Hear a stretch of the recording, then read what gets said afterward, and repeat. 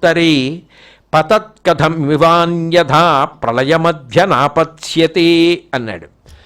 మహానుభావ, మీరు సామాన్యమైనటువంటి నరుడు కాదు, లౌకికమైనటువంటి గురువు కాదు, కేవలం ఒక గురువుగారిని ఆశ్రయిస్తే వచ్చినటువంటి విద్య కాదు. మీరే అవతారముగా పరమశివ ఇట్లా వచ్చి ఉండకపోతే బ్రహ్మజ్ఞానము సుస్థిరమై ఉండేది కానే కాదు. తత్వమసి అన్న మహావాక్యాన్ని ఆయుధంగా చేసుకుని మీరు పెట్టిన జ్ఞాన భిక్ష వలన నాకు జీవబ్రహ్మైక్య సిద్ధి కలిగింది. వేదములు మీ గురించి చెప్పలేవు, పరమశివుడి గురించి చెప్పడం వేదములకే చేత కాదు. ఇక నేను మీ గురించి ఏం చెప్పను అంటే, సాక్షాత్ శివుడిగా కీర్తించాడు స్వయంభూ. మీరు శివుడు, మీరు అవతారంగా వచ్చారు, మీరు సామాన్యులు గురువులు కారని మండనమిశ్రుడి చేత కీర్తింపబడ్డారు. కాబట్టి అసలు మీ అవతారం రాకపోయి ఉంటే ఎక్కడో కటిక చీకటి తప్ప ఏమీ కనపడనంత లోతుగా ఉన్నటువంటి ఒక బావిలో అంధకారంలోకి ఈ జ్ఞానమంతా పడిపోయి ఉండేది. ఇక ఎవడు తీలేడు. అటువంటి బావిలో పడిపోయి ఉండేది ఈ సనాతన ధర్మ జ్ఞానమంతా కూడా.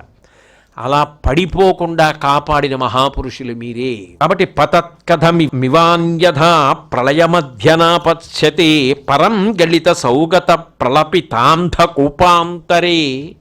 అంత కటిక చీకటిలో ఉన్న నూతిలో పడిపోవలసిన జ్ఞానాన్ని పడిపోకుండా నిలబెట్టి భారతదేశం అంతటా నలుదిక్కులా వ్యాపింపజేశారు. విదితోస్తి సంప్రతి భవాంగతః ప్రకృతిర్నిరస్త సమతాతిశయః అవబోధమాత్రవపురప్యబుధోద్ధరణాయ కేవలముపాత్తతనుః. మీరు యథార్థముగా ఆలోచిస్తే సర్వలోకములు ఏర్పడడానికి కారణభూతుడైనటువంటి పరమశివుడు, సాక్షాత్ శివుడు. అటువంటి మీరు, అటువంటి పరమపురుషుడు, మీరు ఈ భూమి మీదకి ఒక గురువుగా అవతరించారు.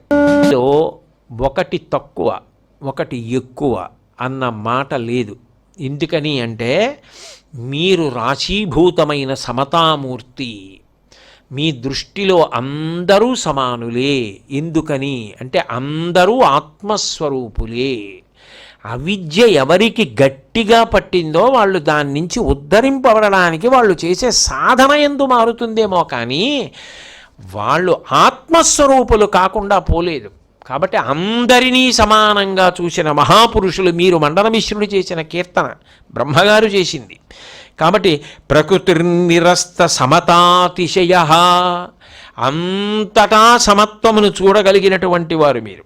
అంతేకాదు, మీరు ఉన్నది ఒక్కటైనది అనేకముగా కనపడి భ్రాంతి పెరిగిపోతుంటే అసలు సత్యాన్ని చెప్పగలిగినటువంటి జ్ఞానము ప్రబోధము తగ్గిపోతే, అయోమయం ఎక్కువైపోతే, తెలిసి తెలియని మార్గాలలో జనులందరూ కొట్టుకుపోతుంటే వాళ్ళందరికీ సత్యాన్ని ఎరుకలోకి తీసుకొచ్చి ఉన్నది ఒక్కటే అని బోధ చేసి అనుభవంలోకి తీసుకొచ్చి అందరినీ కూడా అద్భుతమైనటువంటి మార్గంలో నడిపించినటువంటి దీక్షాదక్షులు మీరు. సాక్షాత్ పరమశివుడు లేకుండా ఇంత జ్ఞానం ఇలా ఉద్ధరించడం, అంతరించిపోతున్నటువంటి ప్రామాణిక జ్ఞానాన్ని మళ్ళీ నిలబెట్టి ఇన్ని కోట్ల మందిని ఉద్ధరించి ఇంత వాంగ్మయాన్ని ఇచ్చి ఇలా చేశారంటే మీరు శివుడు. మీ పక్కన కూర్చోవడం, మీకు శిష్యుణ్ణి కావడం, మీ వెనక తిరగడం, ఇంతకన్నా నాకు అదృష్టం ఏముంది? ఇది నా భాగ్య విశేషం అన్నారు. కాబట్టి సారహీనమైన